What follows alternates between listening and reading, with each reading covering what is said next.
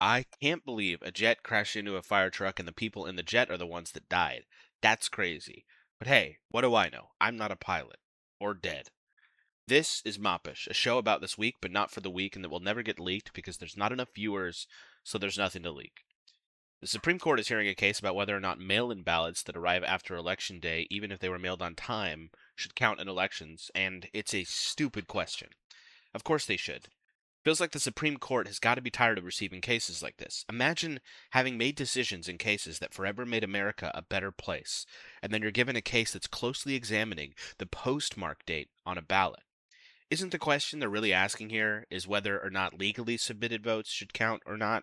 Are we now considering mail-in ballots to be wrong too? I feel like we're getting to the point where to avoid all fraud, we're all just going to have to line up to vote, and then when we get there, both candidates are standing in front of us, and we just have to walk up to the candidate we want to vote for and shake their hand just so everyone knows that it's legitimate.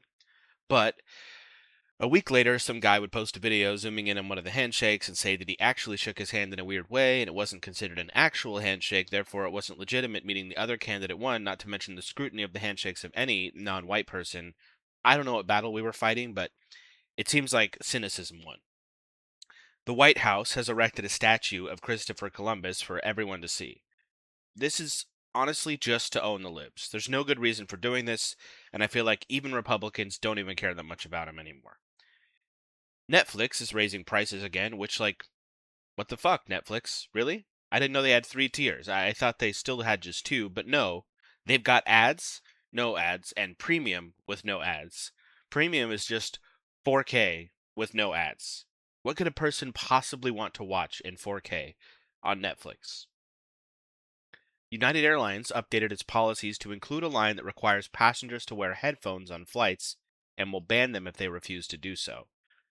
This is how I know that despite things getting worse, the world is still headed in the right direction. The thing that gets me is the speakers out loud people, they're only able to do it because no one else is doing it. I would love to see what would happen if all the no headphones people were in a room together.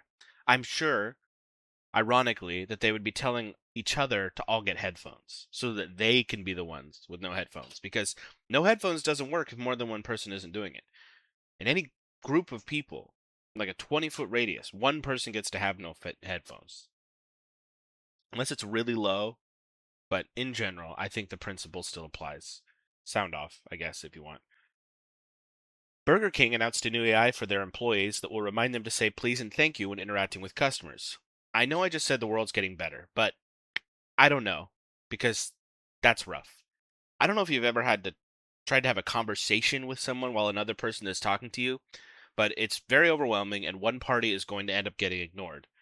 I've gotten very good at tuning things out, especially at work, so I feel like it would not take long for the employees to just start ignoring it entirely. But then there's going to be some tracking in the background of who's been saying it and who's not.